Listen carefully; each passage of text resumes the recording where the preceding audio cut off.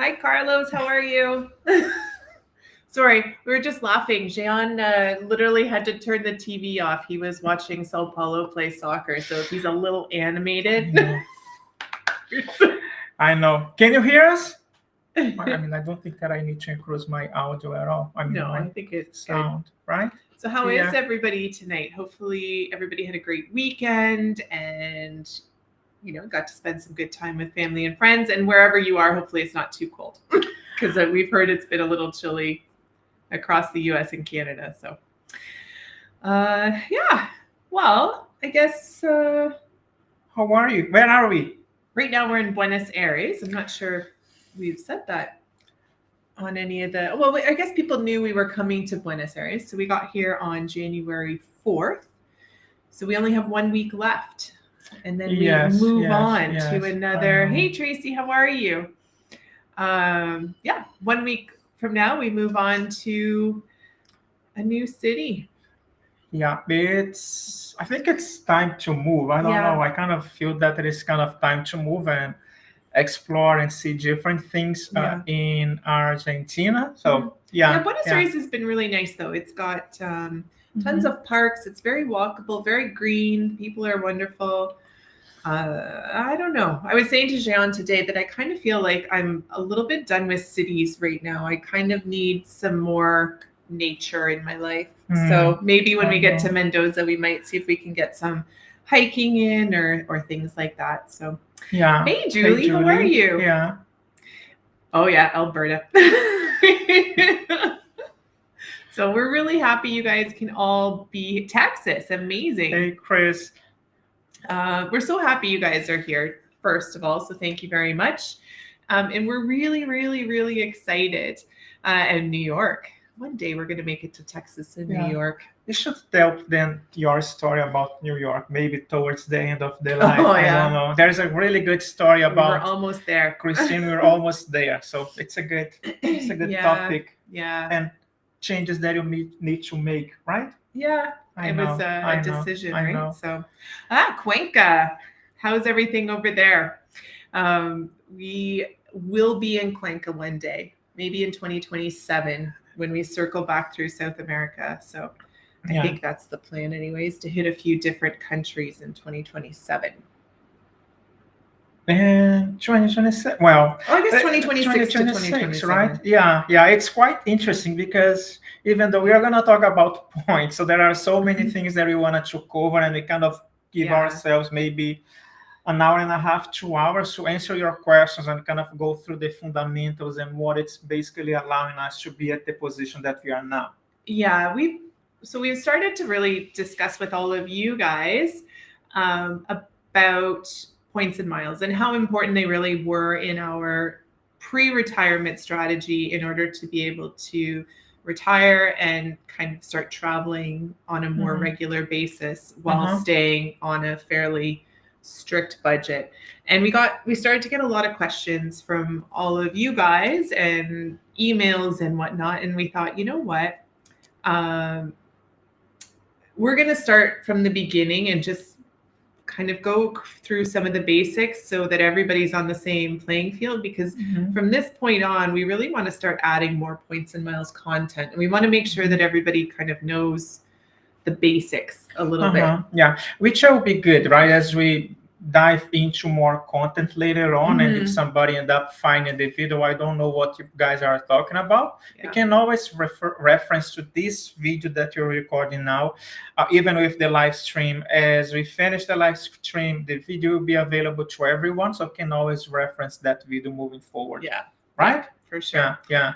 We're always up for a good rodeo. So I don't know whether Jean's ever been to a rodeo. No, I have not. Well, we can go to Texas and Calgary for the same. I know. Yeah, that's true. We definitely can go there. Hi, Passive Earnings from DC. Yeah. Hey, how are you? Okay, so I don't know. Did most of the points come from welcome officers? Did you build up a bunch of points before retirement?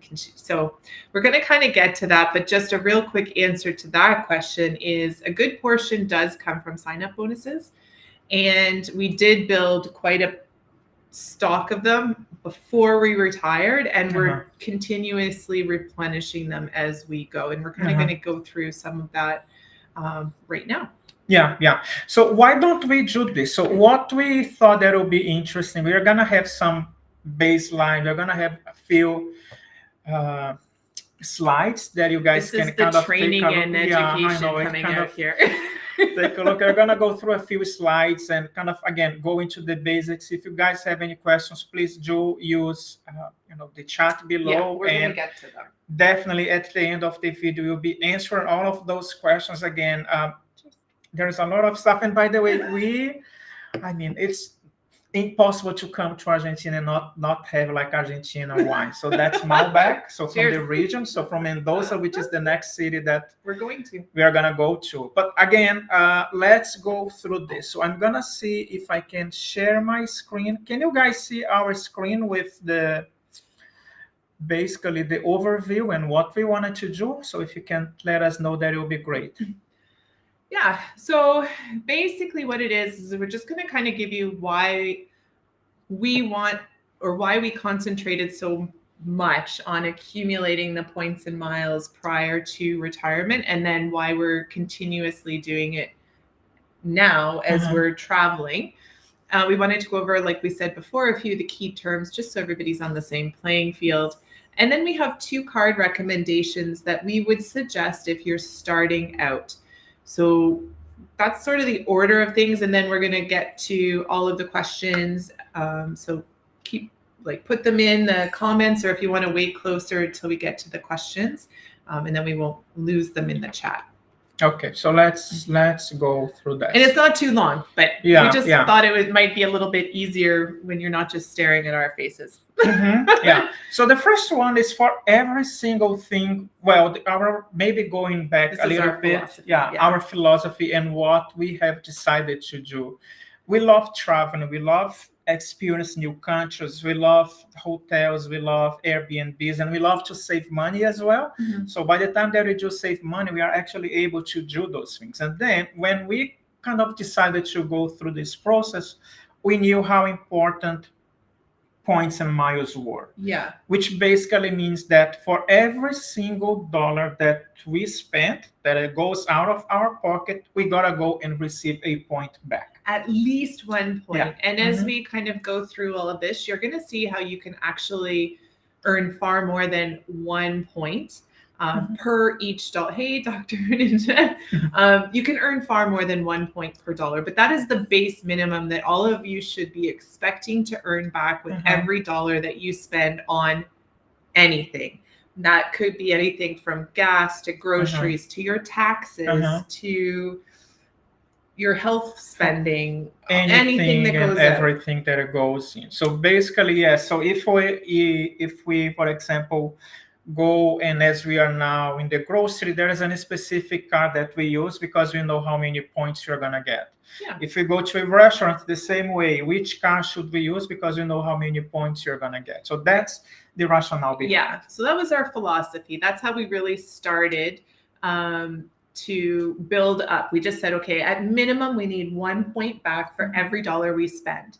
And the reason was because we realized how beneficial the points and miles were. So if we could save spending money on traveling, like on all of the flights and even some of our hotel rooms, then that cash that was left in our budget is really going to allow us to experience more things as we're traveling. And whether that experience was, I don't know, maybe some hot air balloon rides in Cappadocia or food excursions when we're in some of these cities and things like that, right? For us, the experience is more important than the item. So we really want to be able to have the experiences as we travel around. Yeah. Right? Yeah.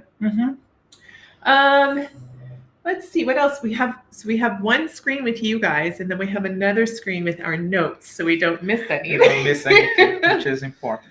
Yeah. And I think the other thing is with the budget, points and miles actually is allowing us to go to some more unique destinations that maybe we wouldn't necessarily have chosen had we been paying cash for the flight. So again, in future, you're going to see how points and miles can really get you to some interesting locations around the world for a very low cost. Yeah.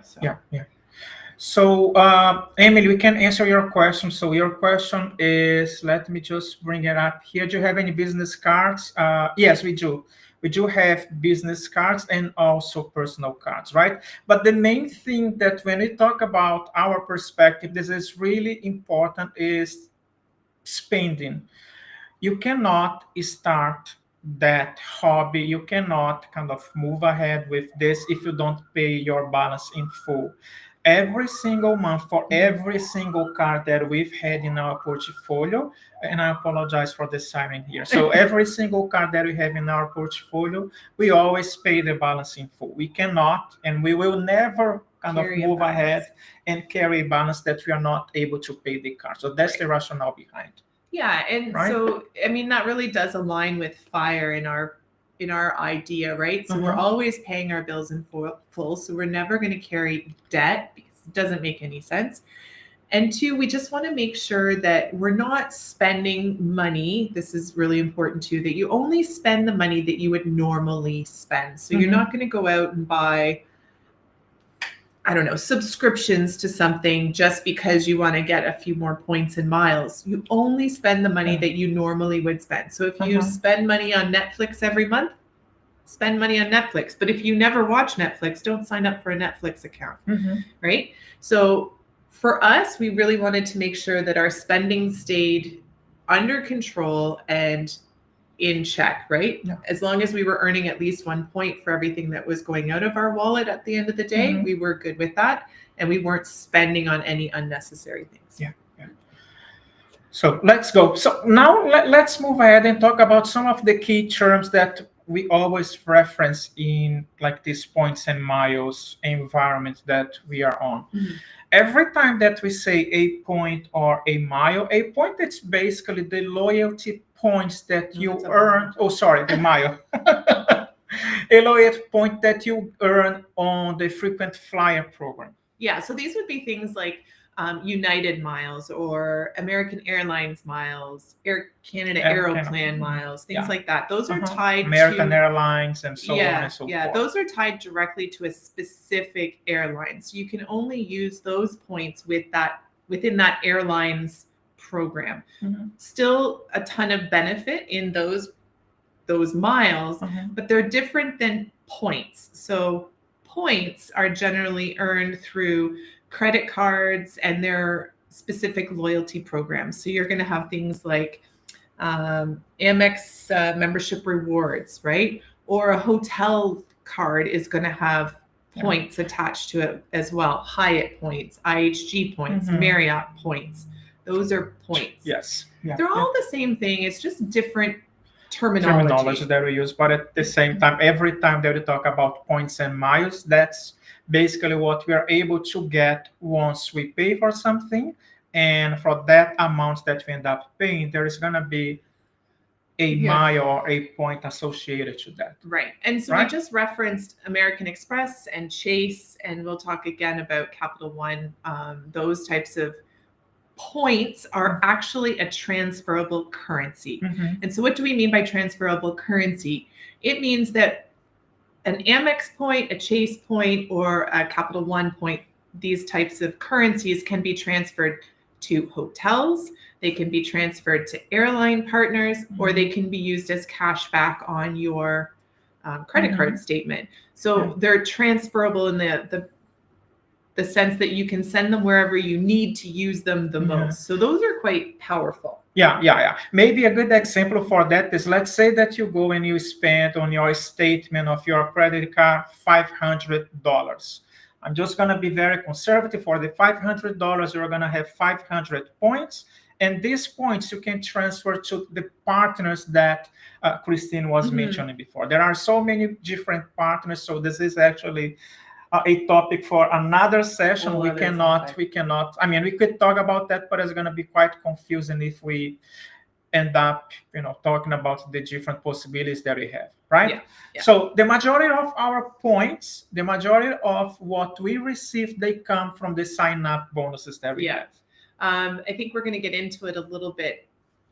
Well, we have a point throughout the presentation, but last year we earned 640,000 points and miles together. Mhm. And I think just over half of those came from sign-up bonuses, and another good chunk came from referral bonuses. Yeah. So what a sign-up bonus is when you sign up for a new credit card, most people know this, but when you sign up for a new credit card, generally they'll say, great, we're so happy you're here. If you spend $3,000 in your first 3 months with us, we are going to give you a gift. We're going to give you 60,000 points or 100,000 points or whatever happens to be the sign-up bonus on that particular card.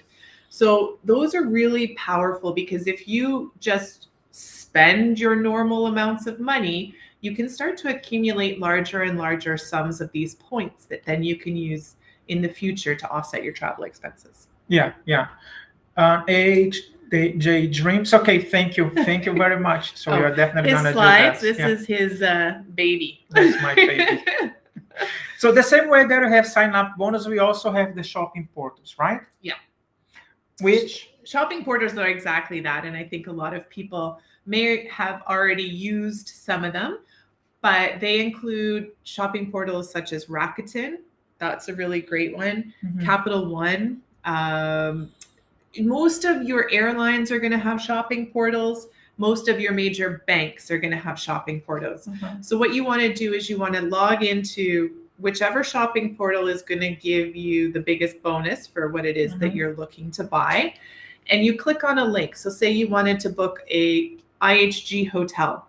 So rather than just go directly to the IHG website to book your hotel, you're going to kind of take a look around and see who's going to offer you the best deal. So if you go through Rakuten, they may offer you 6% cash back on whatever your cash purchase through that provider is. So if you click on Rakuten, it takes you directly to the IHG website, but they have an agreement where IHG says, thank you very much, Rakuten, for sending this person to me so that they can pay for their stay and book a hotel. We're going to give you a little bit of a commission. And then Rakuten's going to say, thank you, Jean. I'm going to give you 6% of that as cash back as a thank you for using my link to sign up and book your hotel. Yeah. So shopping portals can also really become a powerful tool when used in conjunction with your credit card spending. Yeah. Any questions so far, guys? If you have any questions, please go ahead. So as we progress through the other slides, you're more than happy. But this is the basic, the basis of everything that we do once we decide, and by the time we do, always use credit cards. Yeah. When we need to see, I need to get a new credit card. And by the way, we started that hobby before we even retired. Why? Because when we are working, we end up having more things that we are paying, right? So things that we are actually planning, to spend your money from. By the time that we are retired, which is our case now, we don't have the same budget that we had before. So that's why it was actually important to do what? To start this and start accumulating those points prior to retirement. And by the time that we retired, we already had a bunch of points that we could use to offset the travel, right? Right. But even now, even though our budget is significantly lower than it was when we were working, we're still able to accumulate a significant number of points just by thinking that we need to receive a point at least back for every dollar. And as you can see, simply by using a credit card that's going to have a multiplier and using a shopping portal, you're already going to be getting 3, 4, 5 times that back, right? So, So Carlos, your question is Citsa Airways shopping portal? No, Citsa Airways is actually a website that we use to search for flights or search for hotels in a specific location. So let's say if you want to try from Buenos Aires to, to Madrid. So you can use Citsa Airways to see how many points you are going to get. Yeah, right? It's like an award finder. Yeah. It shows you like the best award availability for whatever route you're looking for, whatever. Yeah. Sorry, just one question before we go. VIP checks, no, we did not have anything to checks specifically, but we can definitely talk about checks in the future, which is sort of a website that helps offset you the rental, right? So not today, but we can definitely talk about in the future about checks. Yep. So Emily has another question here. What is Emily's question? There's definitely a place for you in the points game, even if you're not spending. And I think that that's the biggest misconception out there, that you need to spend a lot of money in order to be able to earn all of these points and miles. And it's simply not true. And there's other ways. We can get into it in the future, but there is a ton of ways for anybody at any spending level to be able to start earning points and miles towards whatever they happen to want to do with their travel. Chris, to answer your question, no, we don't use Daily Drop. We end up using seats.ir. So that's the one that we chose, and we are quite happy with the possibilities that we have. But we heard good things about Daily Drop Pro, but no, we haven't used them. And just for anybody who doesn't know, Daily Drop Pro is a very similar service to Seats.Aero, and what it does is it searches for award availability on different airlines to show you which one is the best redemption for your points. Yeah. So any other questions, or we'll just do the questions at the end. Maybe. Okay, so let's go to the next slide then, which is so credit cards. Yeah, when we talk about credit cards, Jean and I, between us, have quite a few credit cards. And we're not saying that you need to go out and sign up for a ton of different credit cards. If you have the ability to do that, then it is an excellent way to be able to accumulate the points and miles. But like we said at the very beginning, you need to be paying that balance off in full every single month. And quite often, as soon as we make a purchase, we'll just go in and pay it. And then we're not waiting for a big bill at the end of the month. We just sort of deduct it from our account as we go. But if you were starting out and you were wondering which cards may be a good entry-level card in the United States, one that we would think might be a great option for you is the Chase Sapphire Preferred card. Yeah. Well, Chase is one of those big banks in the United States, and everyone, I'm going to say, like the majority of people say that they are a good credit card to have to start with. And this is, by the way, the first credit card that we've got on the Chase environment, right? So that's actually the Chase Sapphire Preferred. As you can see, the annual fee is $95 per year. Yep. Right? And the good thing with Chase, especially for us, I do remember when we started, okay, but what can I do with this credit card? What are some of the benefits that we can see on this credit card? We did list some of them on this slide, as you can see.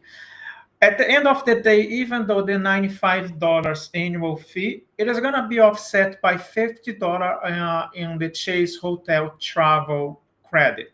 What does it mean? It's basically, and we did use last year. Yeah, right? We use them all the time. Any credit or benefit we get from the cards, we use it. Yeah.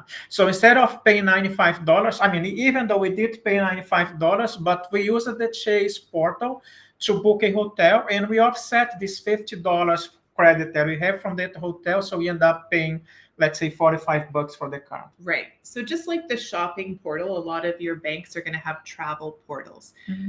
Side note, sometimes the prices in your travel portal are not going to be the best. So you do have to shop around and make sure that the prices in the portal are a good price to pay.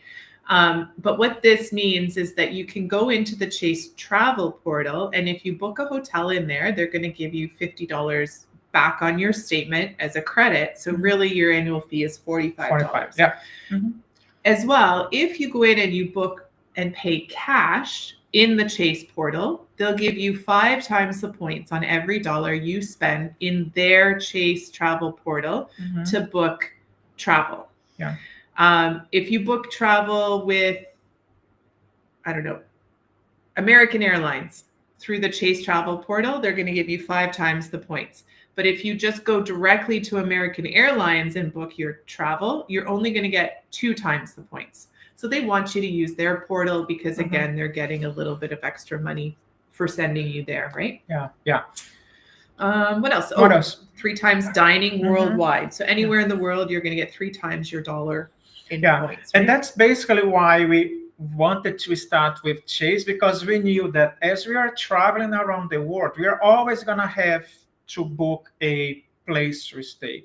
We're always going to have to pay for our flights. And by the way, sometimes those flights that we have, there's some sort of delay, and as a result, we need to get and use the credit card to receive what, like the travel cancellation and interruptions and things like this. So that's why we thought this would be a good card. And last but not least, no foreign transaction fees. Basically, the amount that we pay, we don't have to pay the foreign transaction fee once we have to pay the statement. Yeah. People in the US are very lucky because Canada does not have a lot of credit cards with no foreign transaction fees. Even our travel credit cards in Canada have a foreign transaction fee. So you're very, very lucky, and we're very grateful that we're able to also benefit from that. So this is a really great starter travel card. I mean, at the end of the day, if you're going to be traveling even a couple of weeks a year, this might be one that you might want to look at. So this we would suggest if you're starting out in the US, but like I said, there are so many other ones out there to choose from. We'll get into those in another video. Exactly. So any questions before we move forward to the other credit card? No? All right. So even though this one was for our American friends, we haven't forgotten about our Canadian friends. And even though this one isn't considered a travel credit card, it is probably the best option in Canada to earn and accumulate points and miles. And it's even better if you're staying in Canada to use the card than any American credit card on the market for domestic spend. So why did I say that? Well, it's got a pretty low annual fee. It's $12.99 a month, the Amex Cobalt card. So it's charged monthly rather than an annual charge. But it's going to be around $150. $160 a year. Per year. Which seems like a lot when I say it's not a travel card, but Amex quite often puts out monthly offers where you can save money. So if you go to the dollar store, let's say, or I don't know, different gas stations, whatever. If you spend $40, they'll give you $5 back. So just like the other card that gave you a travel credit, quite often Amex will give you monthly credits back towards your monthly fee. And I don't think we ever really ended up being out of pocket for the monthly fee on our Cobalt card when we were using it frequently in Canada. Now, why is it the best card? It's the best card because you get 5 times the points for every dollar you spend at dining out and groceries.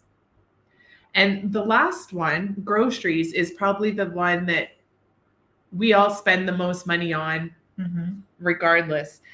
And they sell a lot of things in a grocery store, and I'm just going to leave it there for now. But if you think about anything and everything you can buy in a grocery store, you would get 5 times the points on that purchase. You also get 3x on your streaming, so Netflix, Spotify, all those kinds of things, and 2x on gas. Some of those might not be the best, but the 5 times the points is where you're really going to see all of those points start to accumulate. And all of the credit cards available in the United States, none of those cards from American Express, Chase, Capital One, they offer 5 times the points.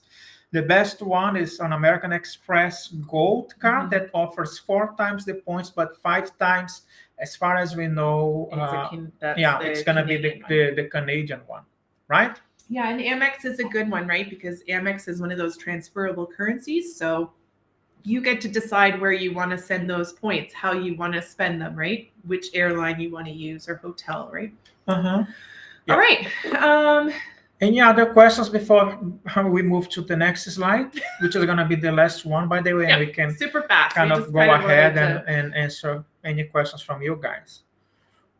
I don't think so. Let's go. And Well, that was short and sweet. That was short and sweet, but basically that's what it is, right? So if you guys are interested, some of the credit cards that we use, you can take a look on this website. And by the way, just always being transparent, by the time that if you guys decided to go and use some of those credit cards, we might end up getting a referral bonus as well. So it's just being transparent, but yeah, so that's basically what it is. And so what Jean just said there is important for all of you. So if you were to sign up with our link, we would be amazingly grateful because we would get a referral bonus, right? Mm-hmm. But then what happens? Well, now one of you has the Chase Sapphire card or the American Express Cobalt card. What's the next thing? If you have another eligible adult in your household, what do? You turn around and refer them. So once your minimum spend has been met on that particular credit card and you receive the sign-up bonus, you can turn around and start referring your family and your friends to these cards as well. So that not only then do they get potentially an elevated sign-up bonus offer because it's a referral, you get another little chunk of points because you referred somebody, right? The bank wants to say, oh, thank you for generating more business for us, right? Yeah. So always take a look at your own credit cards and see if there's any type of referral bonus that you can refer your partner to, or your parents, or your brother and sister, or your friends, right? It becomes a back and forth type of a system that you can really, within your own social group, start to accumulate the points. Yeah, and the thing is, even though this is nice, there's a limit on the number of referrals that we end up getting. We're not gonna get like 1 million points in referrals.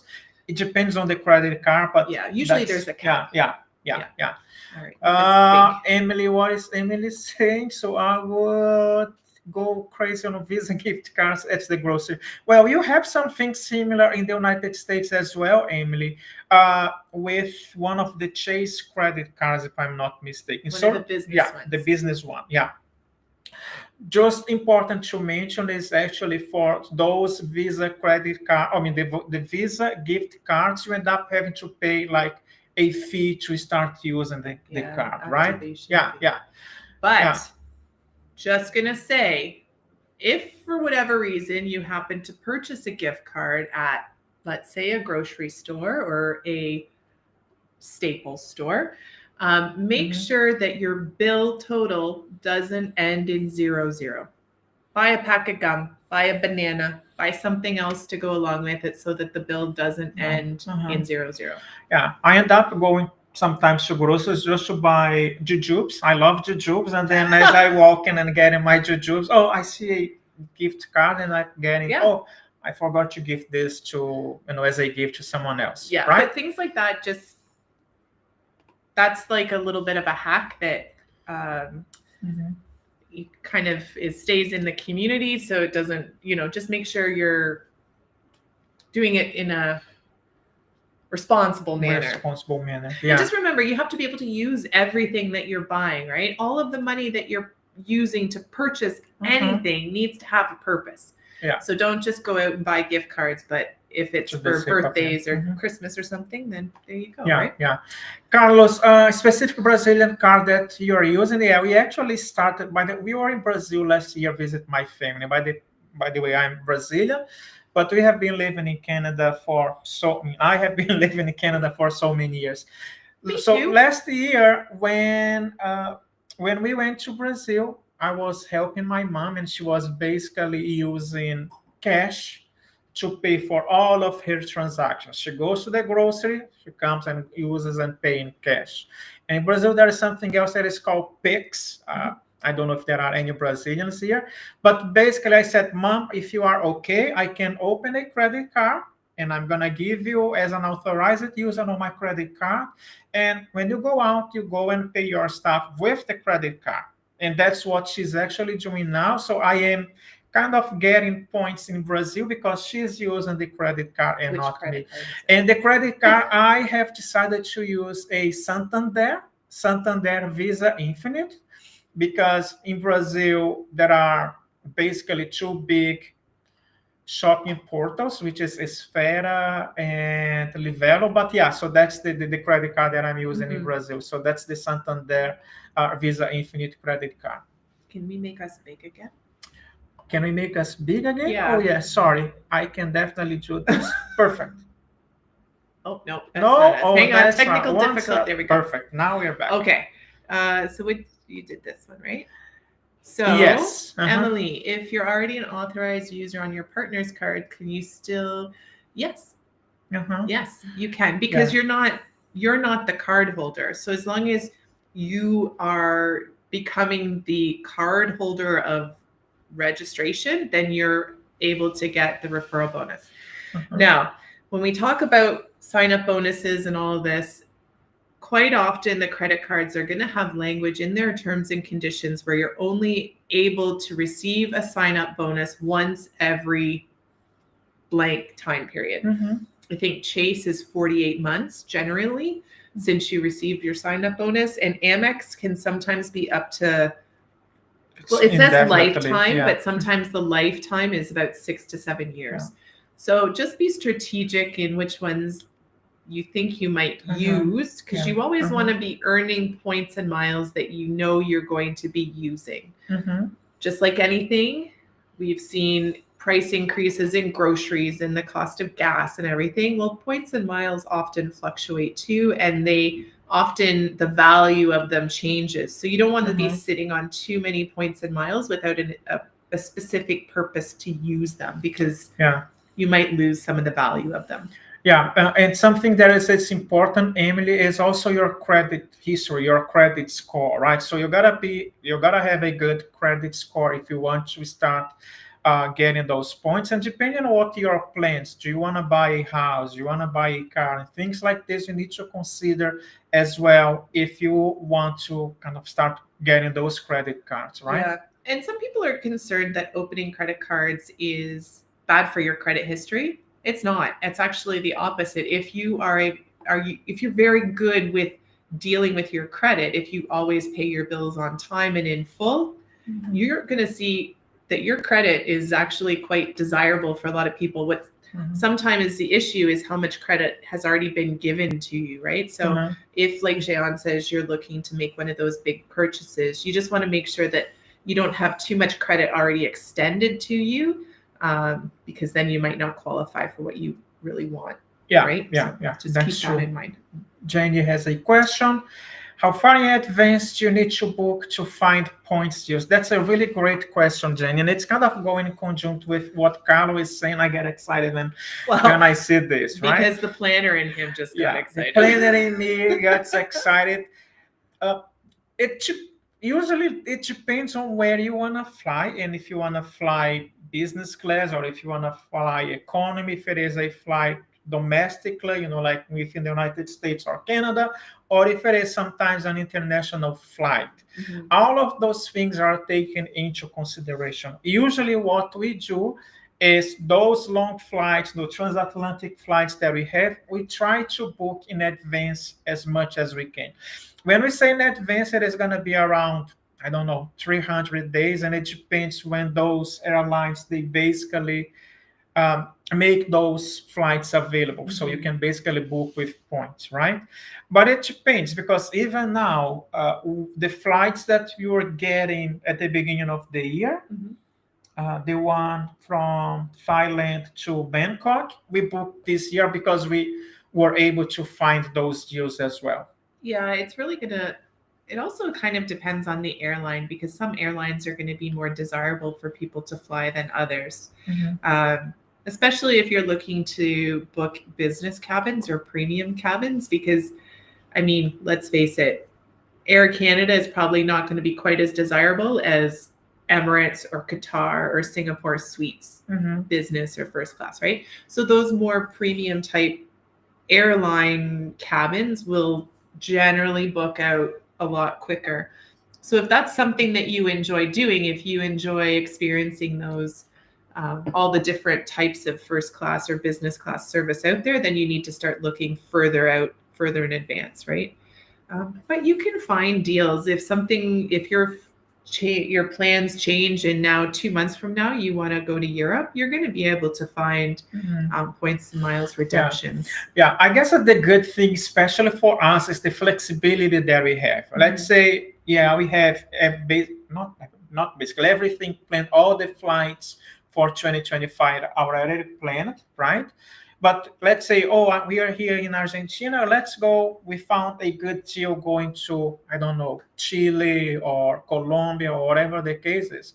If you want to, we can go because they are last minute, and usually there is also that flexibility. And I think that's something to keep in mind for people to generally, if you're booking, now you always have to make sure that the class of fare that you're booking when it comes to airline tickets is refundable. But generally, when you're using points and miles to book airlines, if you choose the right fare, you can cancel it and get your points back with no penalty, depending on the airline. So you have to be careful. But the same goes for hotels. And that's why Jayan and I are starting to accumulate more and more hotel points, because you can be extremely flexible. So we can book hotels for next year when we're in Turkey. We haven't really even decided where in Turkey we want to go, but we can book out a bunch of different hotels. And closer to the time, if that's not where we want to go, we can cancel that reservation and we get our points back. No problem. But if we wait too far, too long, then a lot of the hotel point redemptions could be used and could be booked. And now we're going to have to pay cash to stay rather than be able to use points. Yeah, so that's a good thing. Yeah. Everything is like an airline, points and miles. It all depends. It always depends. Carlos, do you sign up for the 99? Yes, we did. We are happy in using the seats.io. Just to give you an example again, the flights that we were able to book for 2025, 2 flights, one from Toronto to Athens, we found on seats.io, and the other one from actually Turkey to Bangkok, we also found on seats.io. So this $99 that we paid for the year offset like the cost quite big, maybe for the next 5 years, I don't know, because those flights that we got it on those airlines, they were more than $3,000 or $4,000 that we were able to save each. That we were able to save by paying the annual fee for seats.io. And I think so that might be an important thing too, is you kind of have to decide what your parameters are. And some people are, we shall fly business class all the time. We want to stay in suites all the time. And that's fine, right? But for Jayan and I, we kind of had a discussion and we said, okay, if we're going to fly over 8 hours on a flight, let's try to make that in business class. Simply for the fact that my legs are a little longer than the average person, and they are always right up against the seat in front of me in economy. So it becomes very uncomfortable. After the 7-hour mark, it can be painful. So for us, that's why we chose to fly business class for long haul flights. And that's why points and miles really do become extremely useful, especially when you get into the higher classes.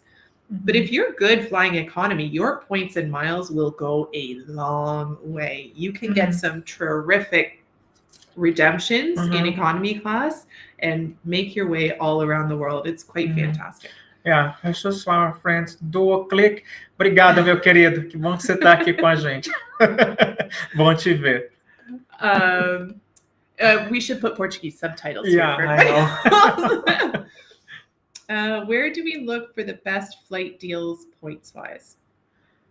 This is you. He's the flight finder. I'm the hotel finder. Well, that's a good website.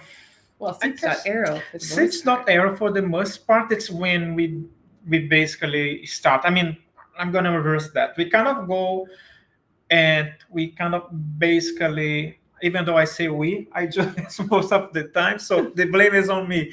I go to Google Flights to see what are the options available, what is going to be the price that we'll be paying for this flight in cash. So if I find a good flight from, let's say, I don't know, JFK to Madrid and I'm gonna pay $100, I'm not gonna spend my points by paying $100. So I end up paying in cash to get those points, using the right credit card to pay in cash, right? So, but usually the flights that we wanted to take, they are mostly, depending on how long we are on the flight, they're going to be business class, and as a result, the cost of the flight is usually higher, meaning that we have to rely on points and miles to do this.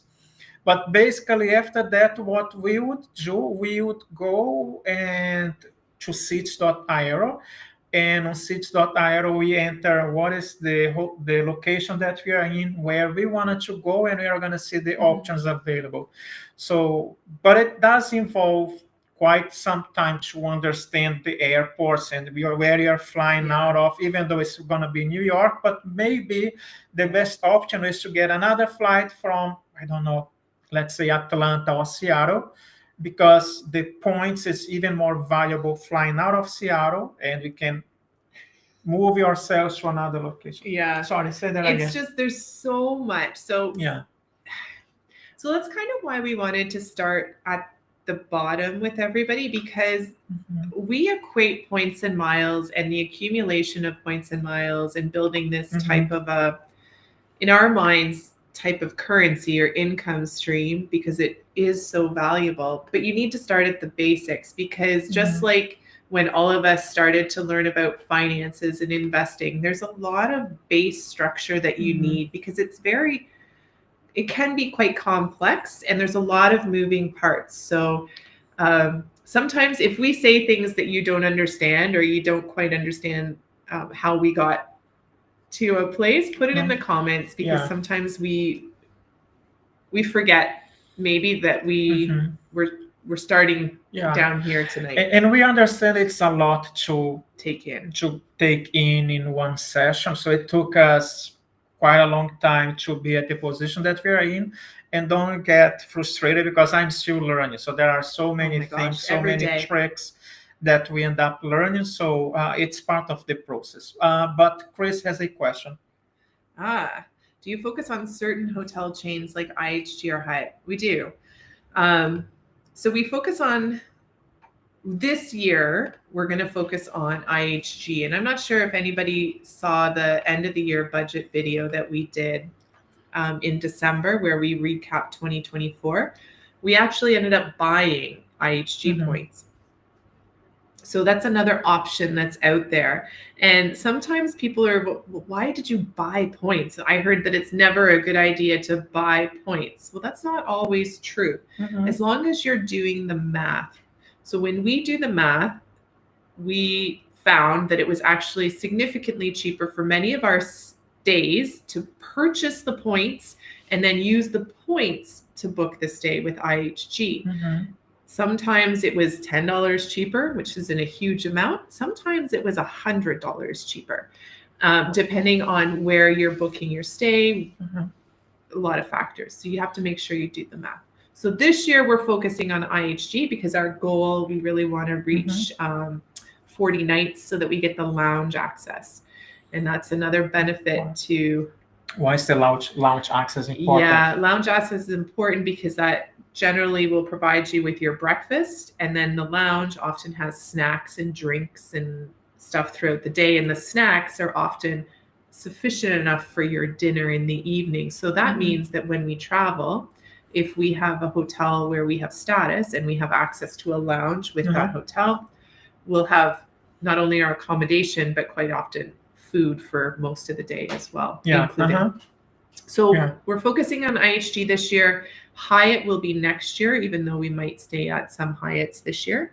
But this year might be more of an accumulation of Chase points, so that we can keep transferring those to Hyatt, so that next year we can focus on our Hyatt status. Yes, Chris, you are right. So that's 100% bonus right now to buy IHG. And even for those of you who wanted to get the IHG card, if I'm not mistaken, even the sign-up bonus has increased to, I think it's 170,000 points. Right? So if you guys want, there's the link links are there, like on the QR code. So it's going to be to our And I don't want to forget our Canadian friends, because don't think that because we're talking about a lot of US hotel programs that you're out of the game completely, because we have Marriott cards in Canada, so co-branded Marriott cards that you can get in Canada to help with your hotel nights. And also, you can still buy these points, like IHG points as well. What you need to do is you go in, you create your account, and you can buy the points like anybody else. Just keep in mind that it is in US dollars, so make sure you keep that conversion in mind and just do your math. Yeah. If you are traveling outside of Canada and the US, chances are pretty good you're going to get a better redemption by buying the points with IHG and then using them. So and we can go over all of that. There are so many things, But basically, another one that we have not mentioned, so Chase, IHG, yes, but we basically open ourselves to what is out there. We also got recently a Wyndham credit card. And why Wyndham, even though it's not well known on the community for travel and points, but we are in a different situation, which is we are traveling, we are not stuck, we have the flexibility. So we also got another credit card, Wyndham as well, and we are gonna stay in Greece. Yeah, we've booked for a few nights in Greece, right? A nice place. Why? We did the math and we know that it's actually worth it to get the credit card and get those points to offset the cost. But great question so far. We'll get into the math if anybody is a math hater. Sorry, but we'll get into math maybe in another live, because it can be a little complicated. Boa noite, Gabi. Bom te ver por aqui. So another question, I always use Google Flights. Yeah, it's a great starting point to see. Yes, Google Flights is great. And then book if you are booking a cash flight, use Google Flights by all means to find, good deals and whatnot. But if at all possible, if the price is the same or even slightly higher, try to always book through your airline directly. It makes it a lot easier if things get canceled or times change and they conflict with another flight, all of that. So always keep in mind that Google is amazing, Expedia is amazing, they're great resources, but if possible, even if it's slightly more expensive, and you're paying cash, always book straight through the airline. Yeah, and I can give you another example to what happened to us frequently. So we mentioned at the beginning of the video that we are going to Mendoza at the end of next week, right? Yeah. What did I do? I went to Google Flights and I noticed the price for this flight from Buenos Aires to Mendoza was X number of dollars. I don't know. Let's say $50. I don't even remember if it was actually the price. But what I've done, so I went through Google Flights and I noticed, we have a few airlines available. What did I do? The airline that we chose was Aerolíneas Argentinas. So I went to Aerolíneas Argentinas website and I bought the flight directly on the airline's website. So that's why, because if something happens, we remove the middleman. So we will remove like the Expedia and all of those other portals, because I can deal directly with the airline rather than having somebody else speaking on my behalf. Yeah. Right. Exactly. So that's way easier. That is really important. So the order is you go to Google Flights and then you find the best deal on your flights on Seats Aero. So we see which one is the best option. But before you transfer the points, so yes, that's the order. You earn your points. You find however you want to find your best flight that you want to take. Use whatever. Toronto to Istanbul. Now you need to find on Seats.aero which airlines. On Seats.aero, it's going to say Air Canada has a flight. Okay. What you need to do before you transfer any points is you need to go to the airline's website and search to make sure the flight actually exists. Because Seats.aero is just a third party, it's like a scraping tool. So you have to make sure that it's not, the flight is real. So before you transfer points to any airline partner, make sure the flight exists, and then you can transfer your points. So if you guys want to use our referral link, so this is the link in the farigo.com/go/Seats.aero. So what else do we have? Chapman has a question here. should have a video on how to choose your flight that will be fun and interesting. Yeah, we are definitely doing this. Yeah. We often think we're like, oh man, we should show them how crazy our planning days are. But then I'm like, it's just going to be us sitting on the computer for 5 hours. Like, do you like this flight? No. Do you like this hotel? Ooh. It's like, I don't know how interesting that is, but it's we should do it so you guys can see the process. Yeah.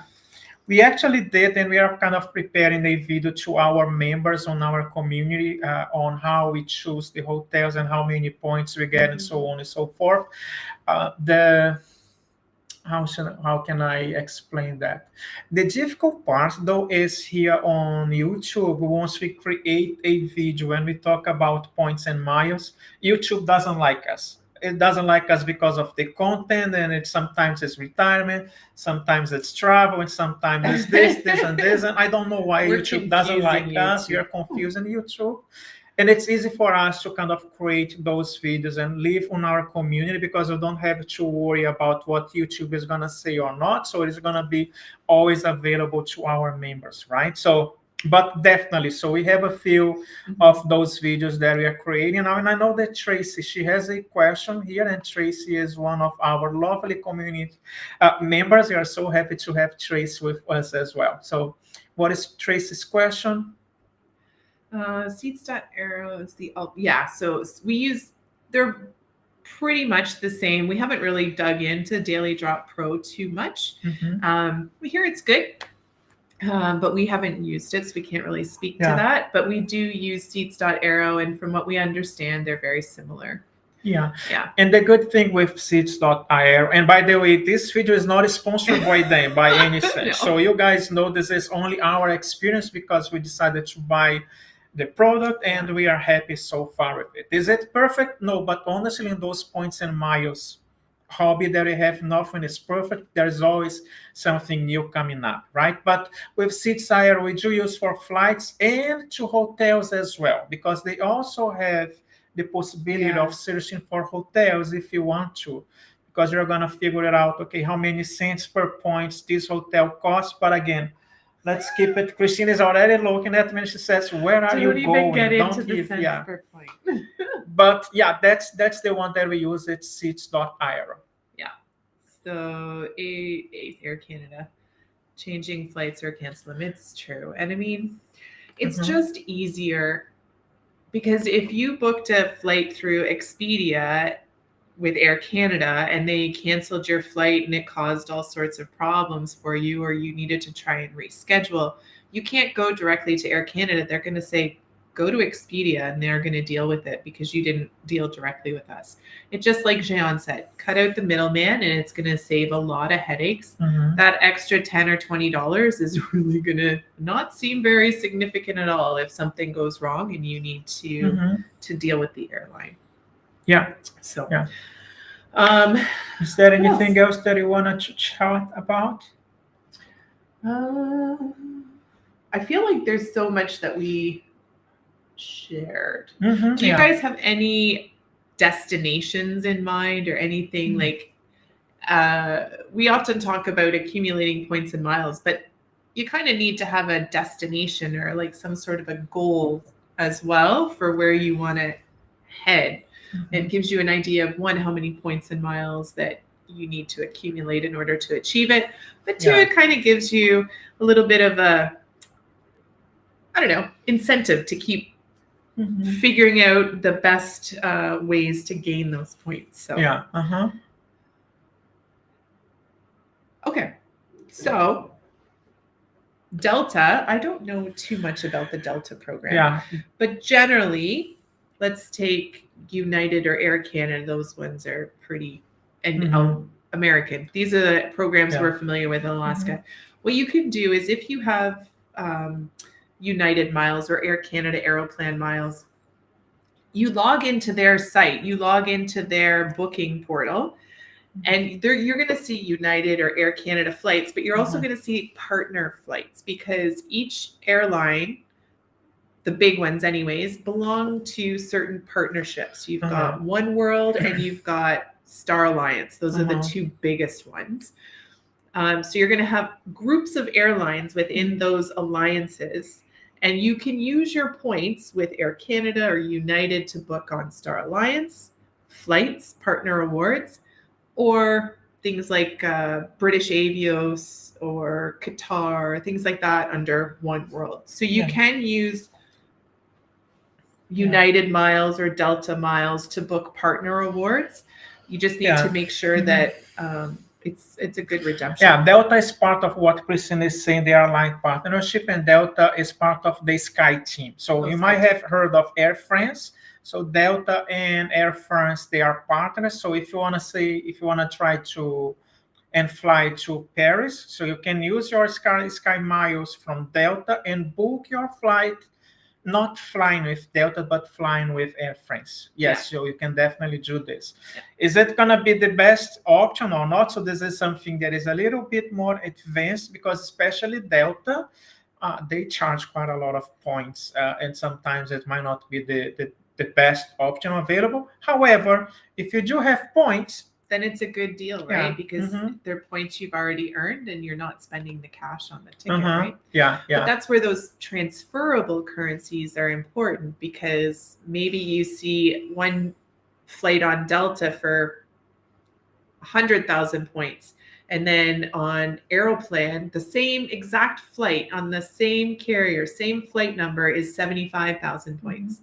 So you can transfer American Express or Chase Ultimate Rewards to Aeroplan and book the flight for 25,000 points less, right? So the transferable currencies are quite valuable. So if you have to choose a currency to start collecting, we would suggest trying a transferable currency first.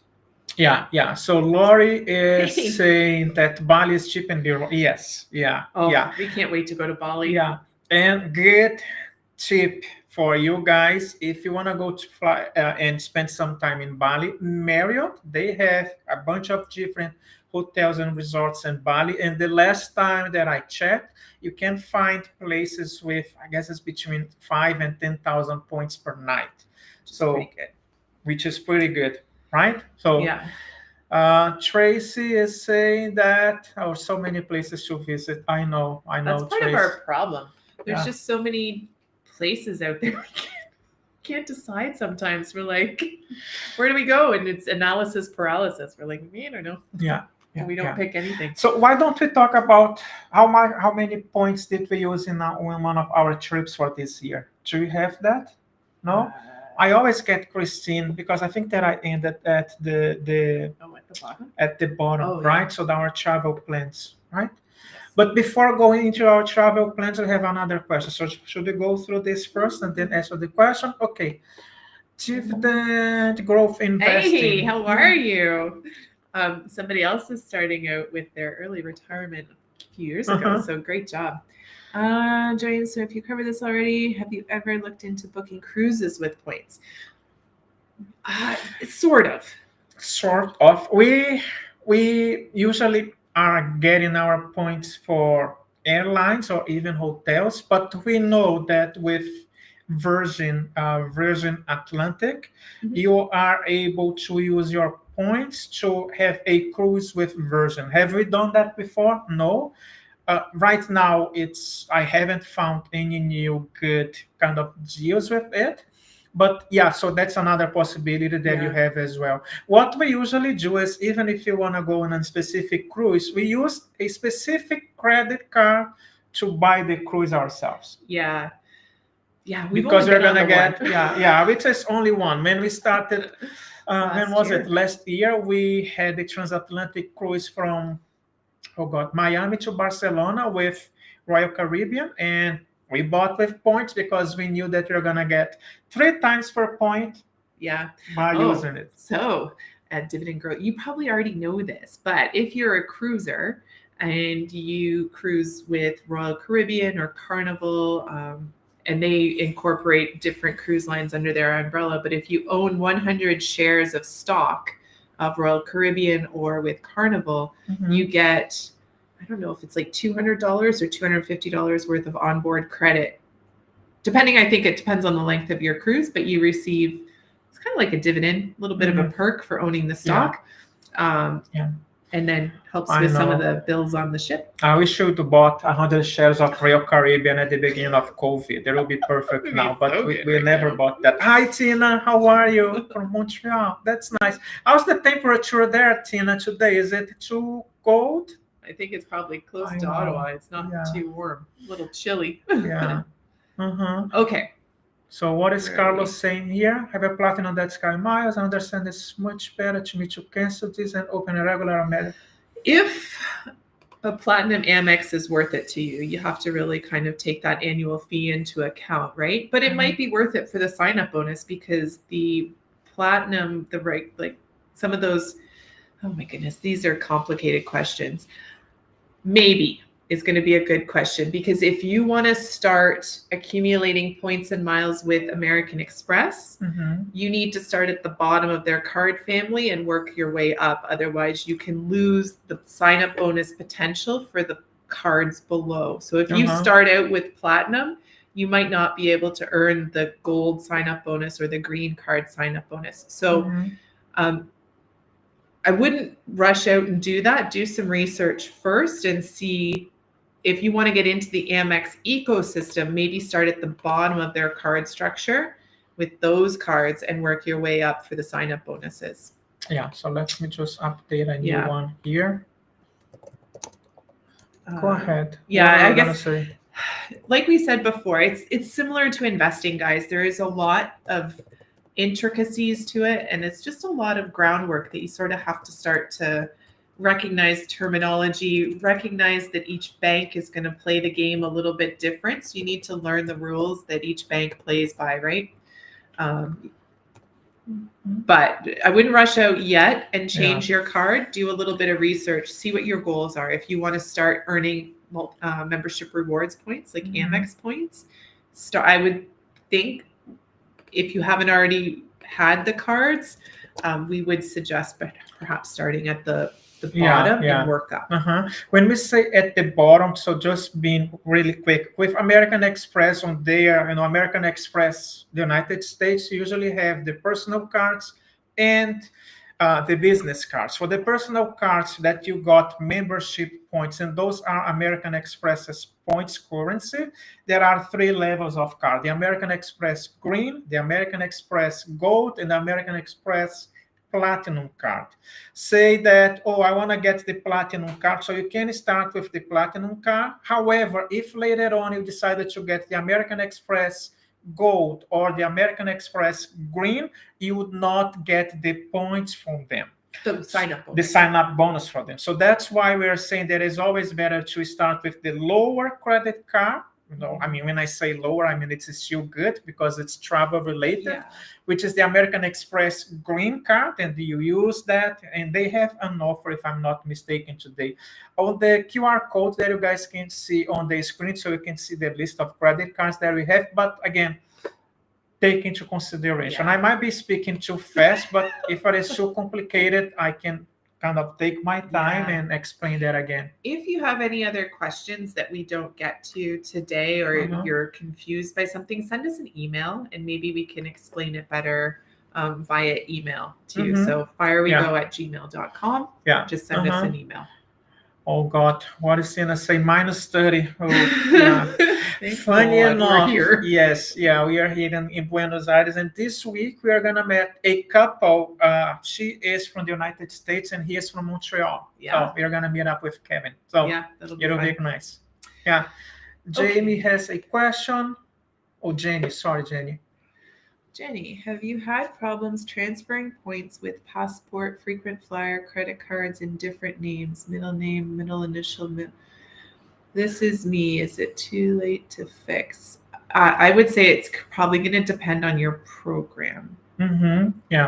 But usually I remove my middle name from the credit cards that we have. It's only my first name and my last name, and I've never had any problems at all. But how can I explain that? Is there something related to British Airways and Iberia, any of those flights or not? Because not the flights, the programs or not, it depends. But usually first name and last name, so I always work. And sometimes you're even able to submit some documentation and ask them to change your name. But you usually, can generally get it fixed. Yeah. It could cause a problem. I don't know whether your passport so much, because that's just normally when you're booking your ticket. Yeah. But as long as, just be consistent with your name, right? So if you don't need to use your middle name on your credit card or your frequent flyer programs and all that kind of stuff, just stick to your first and your last name. It makes things much simpler. Yeah, but we've never had any problems at all. Well, you did with Iberia. No, yes, with Iberia. Yeah, that's what I was gonna say. But that's what I was trying to understand. It was not with the credit card. It was between programs themselves. So your name. So what Jean ran into an issue was with British Avio's frequent flyer program. I think you left out your middle name or something like that. And then when he signed up for Iberia, he used his middle name. So now the two programs were saying it's not the same person. You can't transfer your points, right?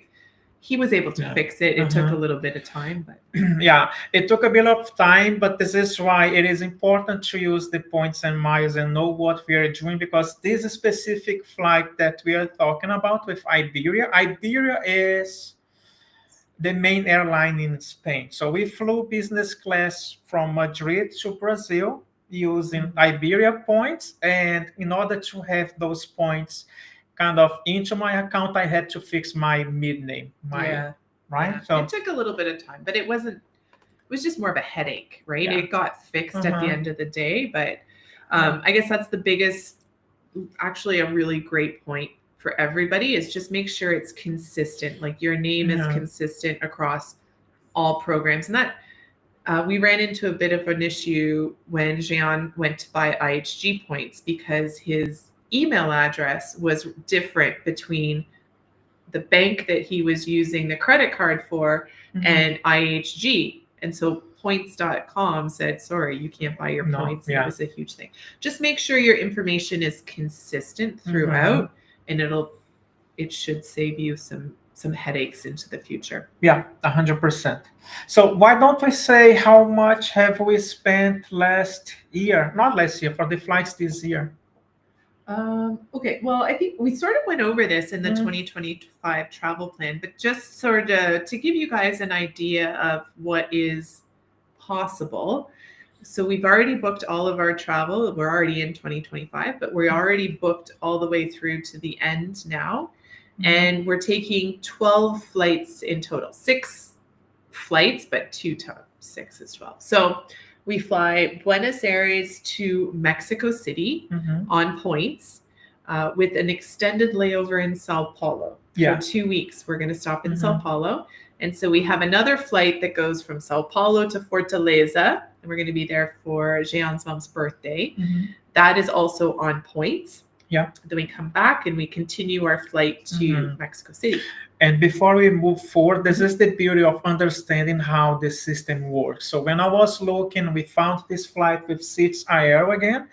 And we've noticed that with a specific airline, which is Alaska Airlines, Alaska allows you to have a stopover,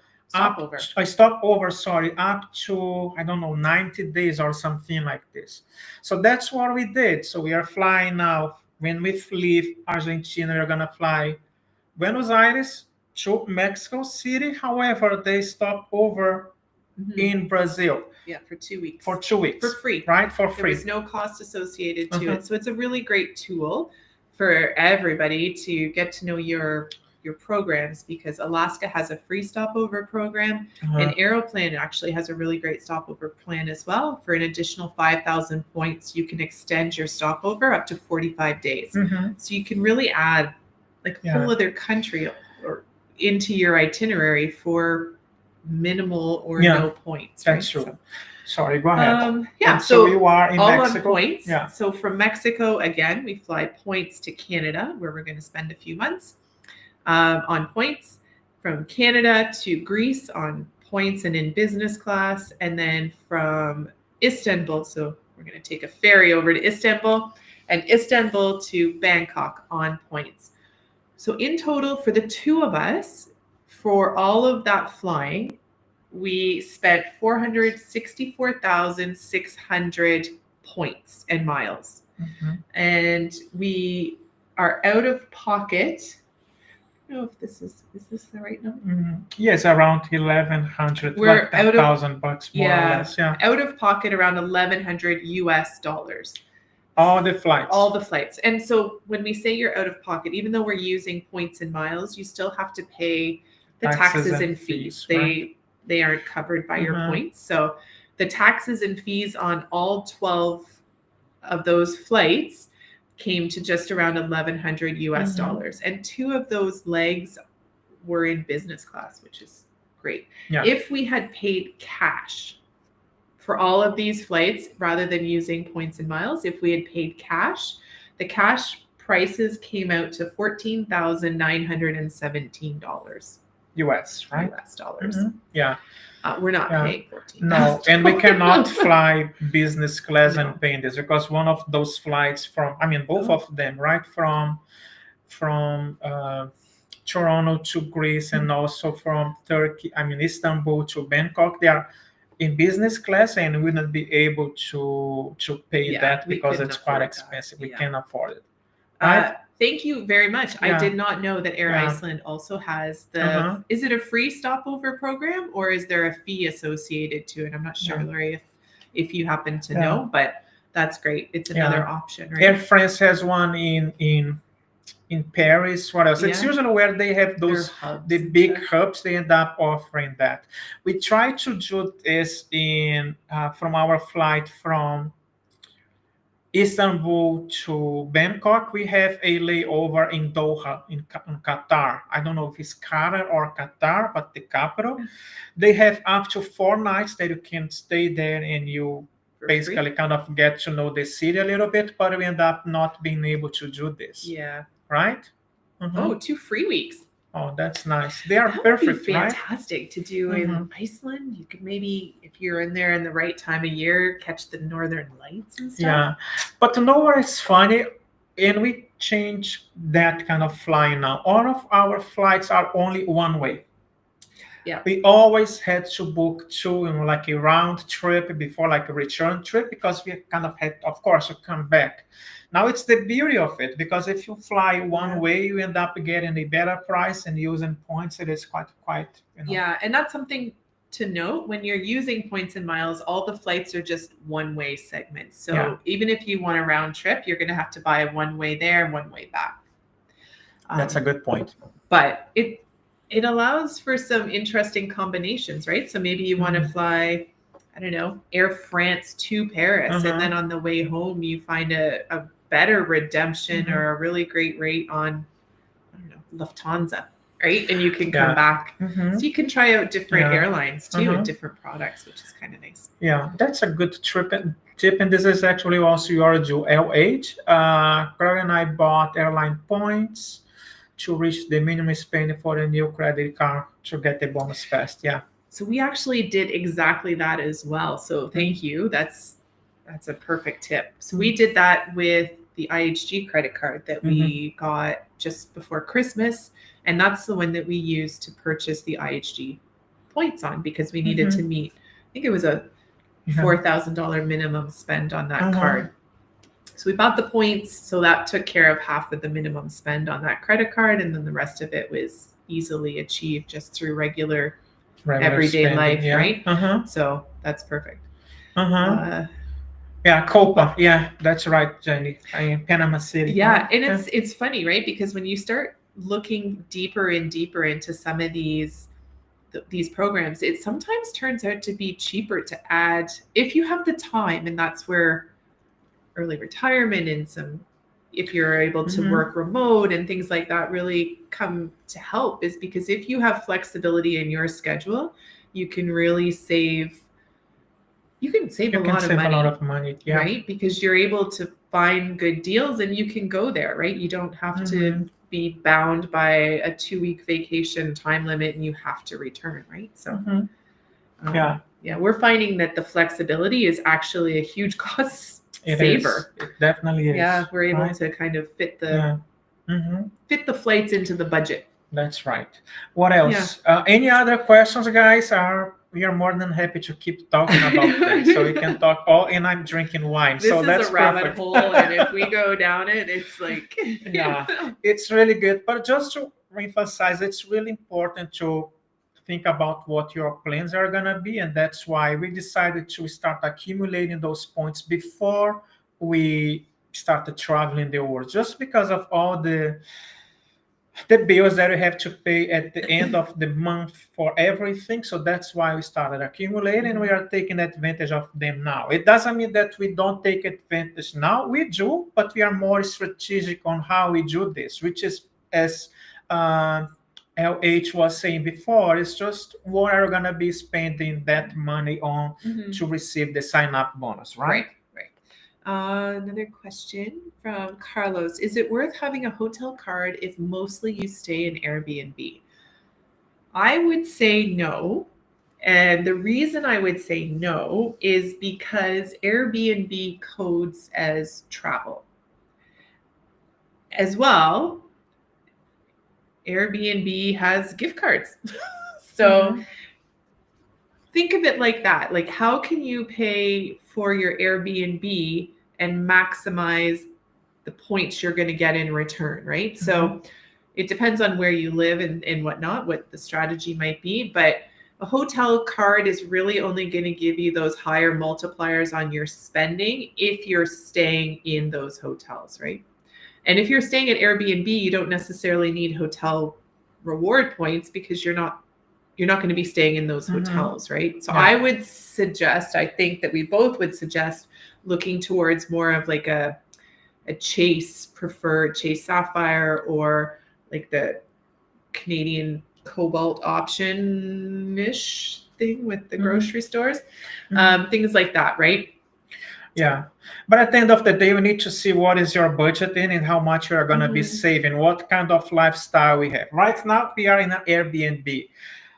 Is it perfect? Well, we are using those chairs. It's not the best option. What we make out of it? If you are more, into hotels and you like the comfort, it's not that we don't have the comfort in our place, but we don't have a pool, for example. If you like pools, if this is something that is important to you, maybe Airbnb is not your best option, right? So it might be the hotels.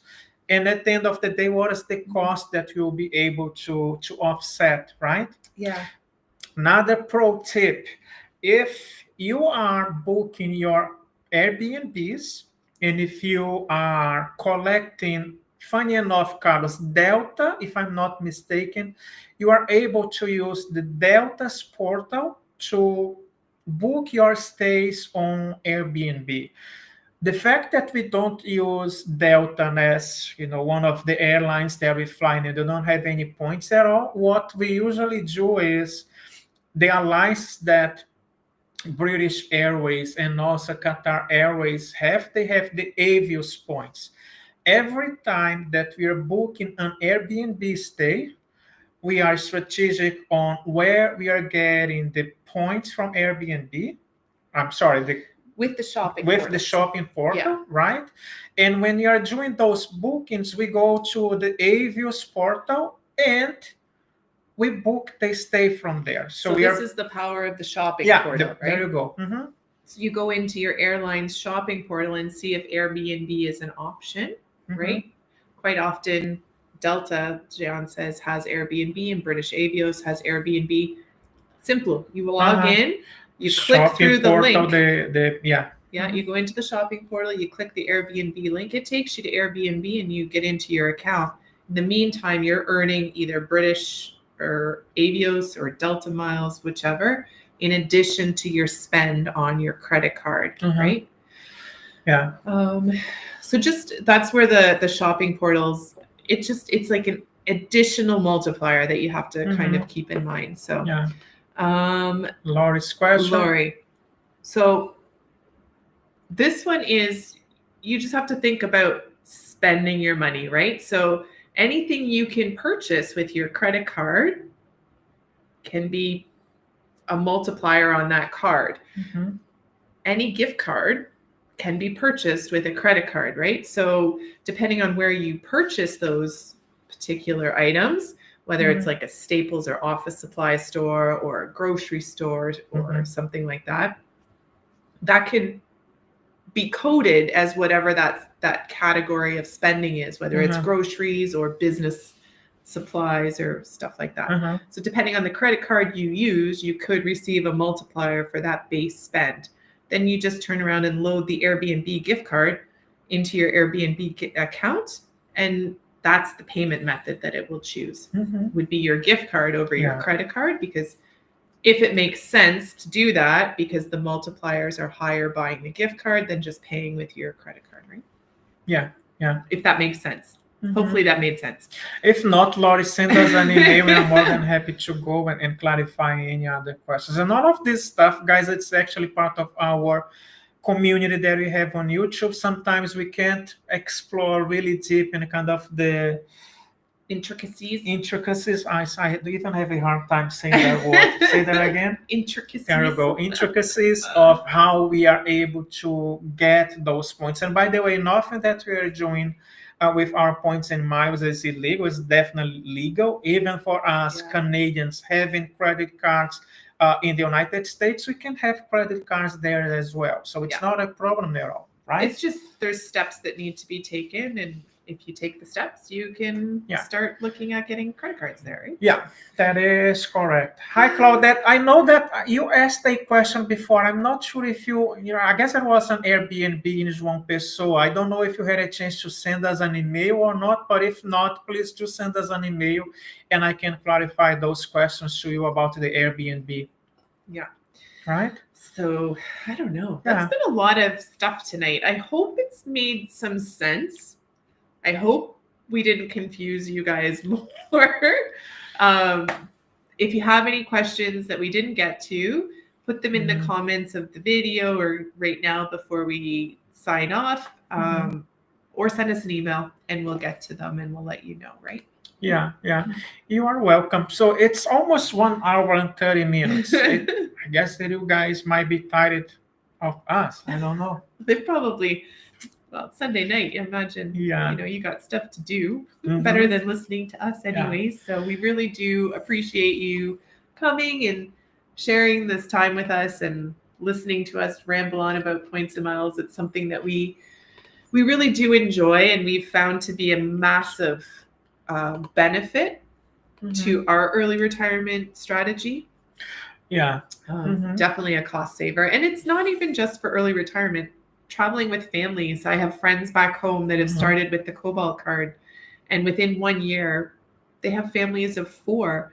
They've already accumulated enough points to take their families on vacation, and and they don't have to worry about now saving extra cash to do it. They just, through their course of spending at the grocery store, have accumulated enough points to do that. So and Tracy, I'm not sure if you are here. By the way, we had posted on our community tab for the members the spreadsheets with all the trips that we have from this year, so we can kind of use as a reference as well, and how we did it, like the intricacies, as Christine was saying before. It's posted on the community tab. Go and take a look, and if you have any questions, send us an email or comment on that specific thread, and we can help you out. Okay? Well, I think that's it. I think it's unless you guys have any last questions, we can hang out here for as long as you want, but let us know. But we hope you guys have a great week. If you didn't know, we released our very first podcast on last Thursday. Oh, yeah, that's true. It was just an introduction. It was something that's a little less formal than sitting down and creating a YouTube video that seems quite structured, where we can just sit and have conversations about some of the topics, right, that concern a lot of us, whether that's investing, financial independence, early retirement, all that kind of stuff. So if you have any suggestions for topics, let us know. But we're going to try and release kind of a more relaxed podcast version video every week or two. So. Emily has an interesting question. Does points hacking and planning burn you out? Me? No, I think that it's just like analysis paralysis, because we have so many opportunities with our points and so many places that we wanted to go. and having the points for that, which is kind of nice, right? I think that there's a learning curve, right? Like anything, and I kind of alluded to it before. It's kind of like when you get into investing on your own as well, when you start to do it for yourself. There's a lot you need to know in order to get started, to make it a viable income stream, if you want to look at it that way. But once you kind of figure it out, you're going to know which card to use here. You're going to know where to go and book your flights for the best deals, and it's less work as you learn more, right? So it is a bit of work up front, but I don't think it's burning us out. If anything, it's more of a challenge. We're like, ooh, where can we find the best deal? How can we save a little bit more here and there so that we can make our miles go further and we can travel further and for longer? Yeah, and I can't remember who was asking before, but how far in advance we book those flights. I'm already thinking about 2026, and I may, Christian, she goes all of the world because I'm looking at all these flights and everything that is available right now to book, because usually those airlines and even hotels, they usually release their seats availability around 310, 320 days, and we are almost in February. So for all the flights that are going to be happening January 2026, they are already available. And I say, can we do this? And she's, no, stop it, right? Because I have to now start looking at the accommodation. I can't think about 2026. I got to think about March. Yeah, that's interesting. But I mean, it's fun. I like that challenge, and I make plan and I try to do this, but I'm getting more and more comfortable, even waiting for last minute deals, because we know that last minute deals, they also are available. The thing is, are you ready to fly tomorrow, right? And usually by the time that we are working, we have commitments and all of that stuff, it's not possible. In our case, it is possible, right? Yeah. So, hi, Damien. Yes, we did say podcast, but I don't know. We say podcast, but it's just a way where we can put out some video. They'll be available on the other platforms, but it's more just a way where we can sit down and have a conversation, much like this, where we can kind of go a little bit further into depth and just chat as opposed to following a little bit of a script or a formula that we lay out. We want to make sure we hit certain points. It's just a little bit more of a relaxed atmosphere where we can have a conversation about issues that we're all going through, right? And sometimes we need advice, so maybe we'll talk it out, and hopefully you guys can give us some feedback. The same way that we have as a video on YouTube, on all your platforms, Spotify, Apple, Pocket Cast, Google Podcast, because there's no Google Podcast anymore, but you can download the audio version. If you are tired of looking at us all the time, you can at least listen to us. But I don't know if you want to listen. Maybe not. Hopefully you do. So. Alrighty. So I don't think that you have any other questions, guys. But if not, if you do, send us an email. We're always here and more than happy to answer them. Or if it's after the fact, throw them in the comments of the video. And as always, if you have any questions, we know it's a lot of things to talk in the beginning, but we just wanted to kind of set on a basis on what we are going to share. Moving forward, right? With like cents per points and all of those things. I know, but it's so good because that's what we have, a budget, and our budget is limited. Is 33 or 34, 35 US per year. That's our budget. 3,500 a month. See, I get excited. 3,500 a month, and that's limited. If I wanna experience those things, and to us, the experience starts once we open the door and we leave. It's not even getting there, like at the final destination. And that's what the airlines, those points and miles, the journey is the destination, allow us to do, right? Oh, God. Yeah. Okay. I think that is enough. So you guys have an amazing night. Thank you again. If you want anything, you can take a look at the QR code that shows on your screen, that you can join us and we can talk about this stuff more in depth as we are joined with our community of members as well. So we hope you guys have a fantastic week, and we'll see you, if we see you Thursday for the podcast or next Sunday for the video. That sounds like a plan. All right, guys. See you later. Thank you. Have a good night. Bye-bye.